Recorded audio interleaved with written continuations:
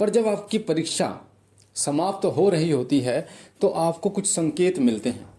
आज की वीडियो में मैं आपको उन्हीं संकेतों के बारे में बताऊंगा जो संकेत आपको मिलते हैं जब आपकी परीक्षा खत्म हो रही होती है।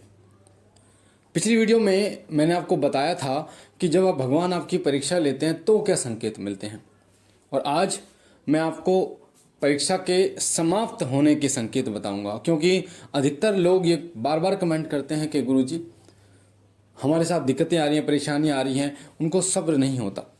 और सच्चाई ये है कि उनकी परीक्षा का अंत होने वाला होता है और 90% या 99% तक वो उनकी परीक्षा जा चुकी होती है।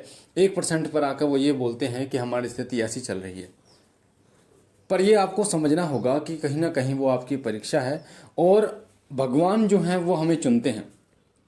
कोई भी आपके इष्ट हैं वो चुनते हैं हमें, हमारी तो कोई औकात ही नहीं है कि हम उन्हें चुने, वो हमें चुनते हैं, वो अपने भक्त को चुनते हैं। और जब भी वो अपने भक्त को चुनते हैं तो ढोल बजाकर चुनते हैं, ऐसे ही नहीं चुनते। कभी भी वो अपनी सेवा किसी को देते हैं, अपना नाम किसी को देते हैं, अपनी शक्तियां किसी को देते हैं, अपनी भक्ति किसी को देते हैं, तो ऐसे ही नहीं देते। वो आपको देखते हैं आप कितने आगे जा सकते हो, क्या आपका व्यक्तित्व है, और साथ ही वो आपको निखारते भी हैं। और ये जो निखारने वाली जो प्रक्रिया है ना, ये परीक्षा के दौरान ही चलती है। एक ऐसा समय आता है जब आप एक हीरे के रूप में जो है वो उभरते हैं और भगवान के गुणगान करते हैं। आपके अंदर से घमंड बिल्कुल नष्ट हो जाता है, प्रभु के नाम में आप लीन हो जाते हैं और प्रभु आप पर इतनी कृपा करते हैं कि आपको समाज कल्याण के लिए शक्ति प्रदान करते हैं।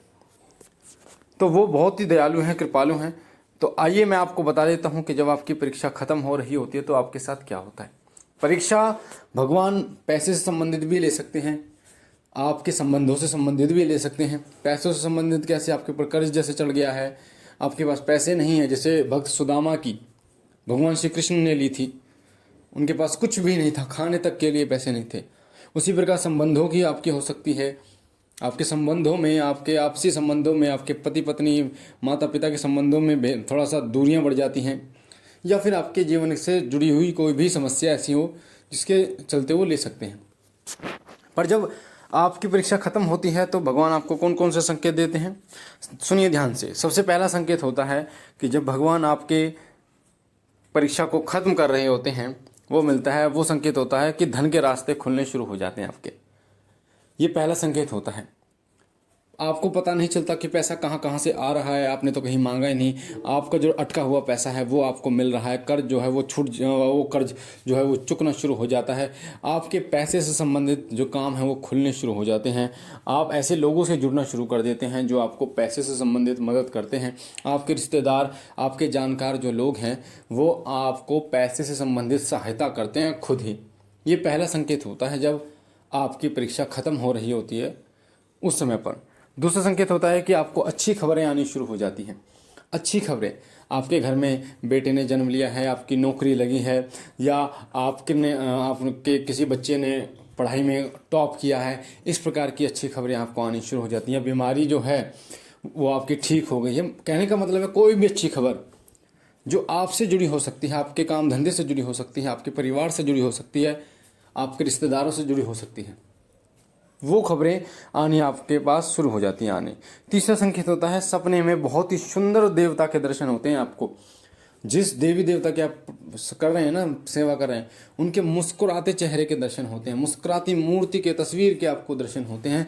बहुत ही सुंदर मन भावक जिसे कहते हैं, ऐसी प्रतिमा और ऐसी मूर्ति के दर्शन आपको सपने में होते हैं। तो आप समझ जाना आपकी परीक्षा खत्म हो रही है।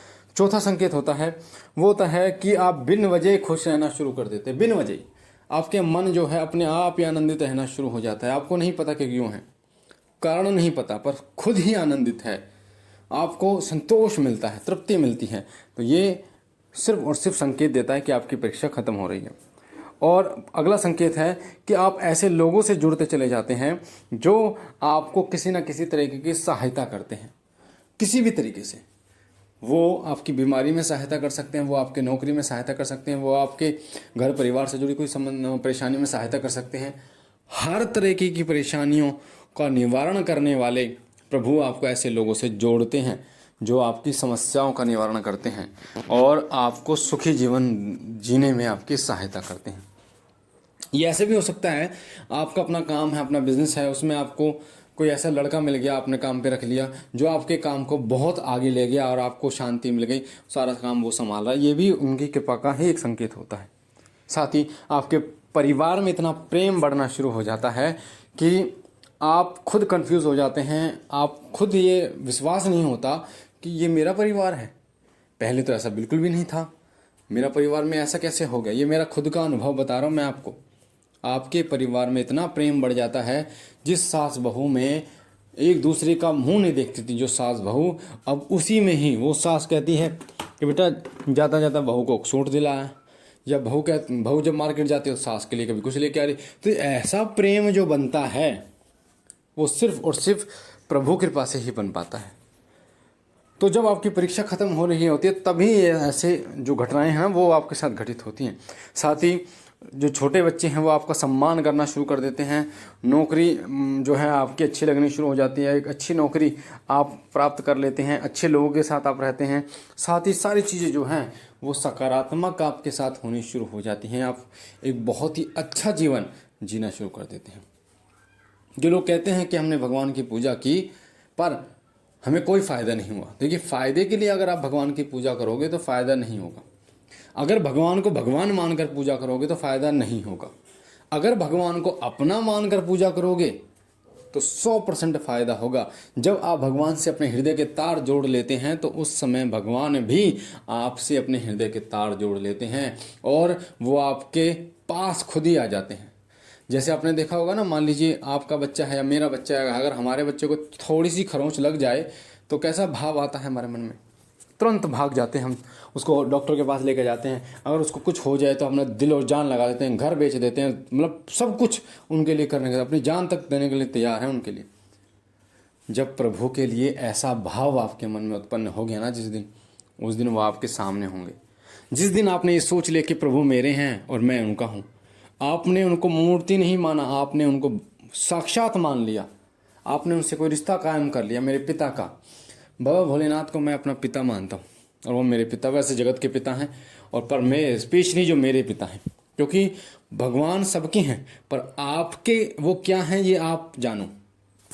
आपके वो भाई हैं, पिता हैं, क्या हैं, या माता, आपकी कोई माता है, तो आप उनसे जब एक रिश्ता कायम कर लेते तो वो कहीं नहीं जाते, आपको छोड़कर हर पल आपके साथ रहते हैं। और भगवान की जब सही तरीके से पूजा की जाती है तो वो आपके भौतिक जीवन को ऐसा रुख देते हैं कि आप स्वयं भी नहीं जान पाते कि मैं फर्श से अर्श तक कब पहुंच गया। पर ऐसे समय में बिल्कुल भी अपने अंदर घमंड मत लेके आना, बिल्कुल भी अहंकार मत लेके आना, क्योंकि जो फर्श से अर्श तक पहुंचा सकता है वो अर्श से फर्श पर लाने में पल भर की देर नहीं करता। बाकी मुझे आशा है जानकारी आपको पसंद आई होगी। पहली बार चैनल पे हैं तो चैनल को लाइक कीजिए, शेयर कीजिए, सब्सक्राइब कीजिए, शिव कृपा परिवार से जुड़िए। कुछ लोग ऐसे हैं जिन्होंने हमारे नाम से चैनल बना रखा है, हमारी वीडियो कॉपी करके डाल रखी है, हालांकि उन लोगों पर एक्शन लिया गया है और जो लोग गलत फ़ोन करके पैसा ऐंठ रहे हैं उन लोगों पर भी एक्शन लिया गया है। और ये जो प्रक्रिया है एक्शन की चलती रहेगी और बाकी ऐसे लोगों से सावधान रहिए। बाबा भोलेनाथ आप पर कृपा करें, आपके घर परिवार पर कृपा करें। हम मिलते हैं एक नई जानकारी के साथ, तब तक के लिए ओम नमः शिवाय, ओम नमः शिवाय, ओम नमः शिवाय।